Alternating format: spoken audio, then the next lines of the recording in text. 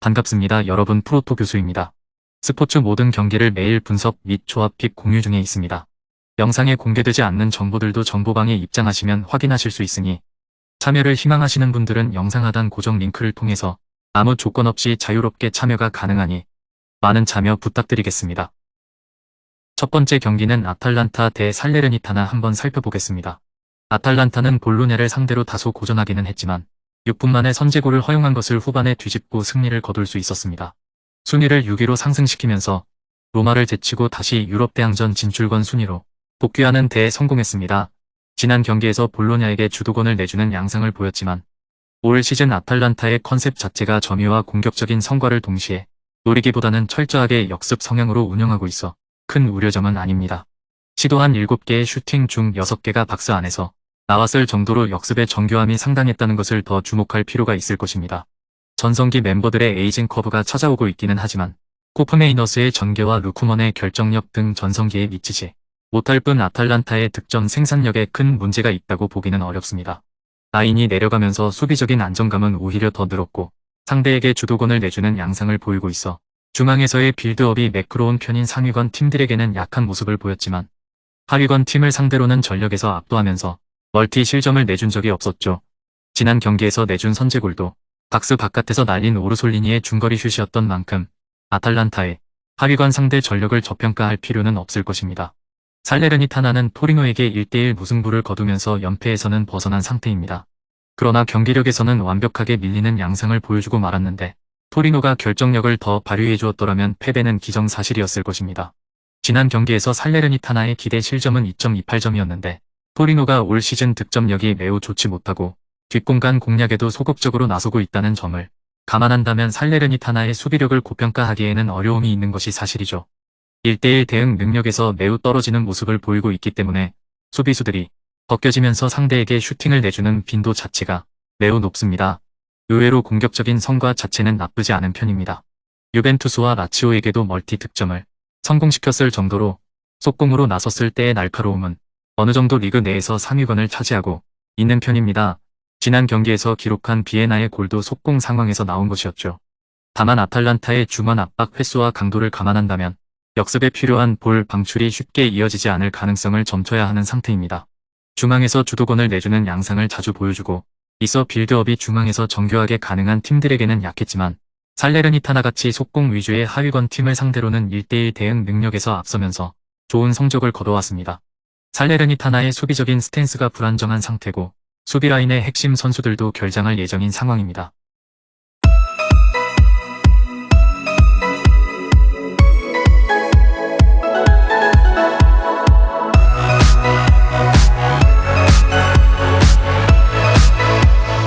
두 번째 경기는 AS 로마 대 피오렌티나 한번 살펴보겠습니다. 로마는 제노아를 겨우 잡아냈습니다.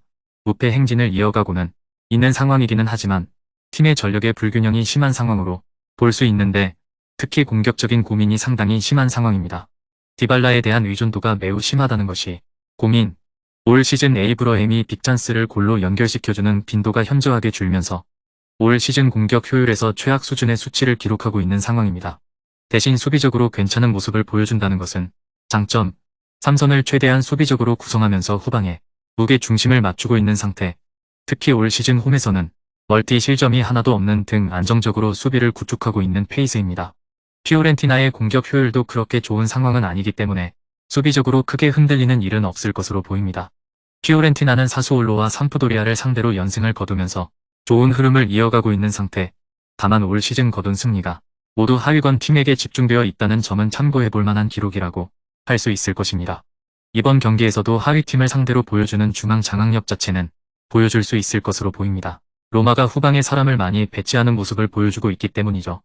다만 요비치 등 공격진들이 제 몫을 크게 해주고 있는 상황은 아니라 올 시즌 득점력은 경기를 주도하는 능력에 비해 실망스러운 상황입니다.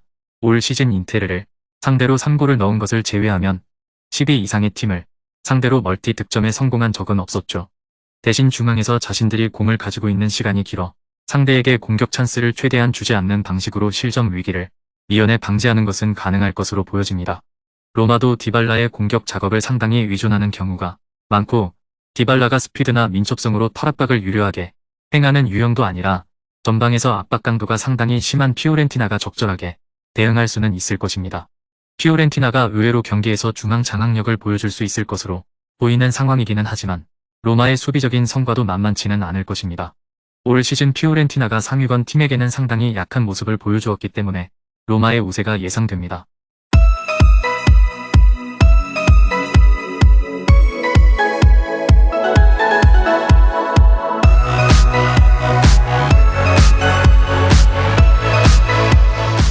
마지막 세 번째 경기는 스타드렌 대 파리 생제르맹 한번 살펴보겠습니다.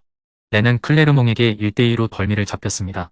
퇴장자가 2명이 나오는 등 자신들의 성질을 컨트롤하지 못해 경기를 완벽하게 망쳐버리고 말았는데 PSG와 마르세유, 로리앙을 연달아서 만나는 까다로운 일정을 앞두고 뎁스가 얇아진 것은 좋게 보기 어려운 것이 사실입니다. 일단 9-1-1을 중심으로 공격 플랜을 짜야 하는 상태입니다. 상대의 핵심 중원인 베라티가 결장하기는 하나 PSG와의 중원 싸움에서 우위를 점하기는 어려운 상황이라 지난 경기처럼 측면 위주의 경기를 펼쳐야 하는 상황인데 문제는 측면 크로스에 적극적인 팀이 아닌데다 핵심 측면 자원인 보리게우드도 퇴장 징계를 받은 상태라 공격력이 큰 폭으로 떨어질 가능성을 염두에 두는 편이 낫습니다. 올 시즌 홈에서 상당히 강한 모습을 보이고 있지만 대진의 운이 상당히 따랐다고 할 수 있습니다. 올 시즌 리그 홈에서 5위 이상의 강팀을 만났던 적이 없었습니다. PSG는 2위 랑스에게 덜미를 잡힌 이후 2연승으로 금방 제 궤도에 돌아왔습니다. 최근 두 경기에서는 M&M 조합이 모두 출격하지 않았는데 이번 경기에서는 메시, 네이마르, 음바페 라인이 모두 가동될 가능성도 충분히 높아 보입니다. 메시가 월드컵 이후 치른 첫 경기에서 좋은 활약을 보였다는 점은 상당히 긍정적인 기록이라고 할 수 있을 것입니다. 공격진이 여러 활로를 모색할 수 있다는 점은 긍정적으로 볼 수 있는 대목인데 랑스전에서 음바페 혼자 공격을 이끌면서 공격이 상당히 단조로워졌다는 단점을 드러냈기 때문이죠. 다만 중원과 수비라인의 뎁스는 꽤 망가진 상태, 베라티가 부상으로 결장하게 될 가능성이 높아 루이스가 자리를 메울 가능성이 높은데 루이스는 랑스전에서 공격과 수비 양면에서 애매한 모습을 보여주면서 패배의 원인이 되는 플레이로 일관하는 듯 했습니다. 특히 수비 시 뒷공간을 내주는 문제를 드러내기도 했고 크로스 상황에서도 반응이 꽤 느려 실점의 빌미가 되기도 했습니다. 물론 렌이 측면 크로스를 적극적으로 사용하는 팀이 아니고 결장자가 꽤 많다는 점은 감안할 필요가 있습니다. 파리. 다만 PSG가 여전히 중원과 수비라인의 활약상이 공격진에 비해 좋지 못한 상황이고 베라티의 대체자가 될 것이 유력한 루이스의 랑스전 폼을 감안하면 다득점을 우선 픽해보는 것이 바람직해 보입니다. 금일 경기들은 이렇게 알아보았습니다. 좀 더 다양하고 많은 정보를 원하시는 분들은 영상 하단 댓글에 링크 클릭 후 문의하시면 아무런 조건 없이 정보방 입장 가능하니 입장하셔서 정보 받아보시길 바라겠습니다.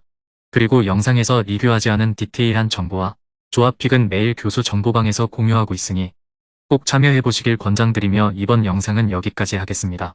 시청해주셔서 감사드리며 늘 여러분들의 건승을 기원합니다. 감사합니다.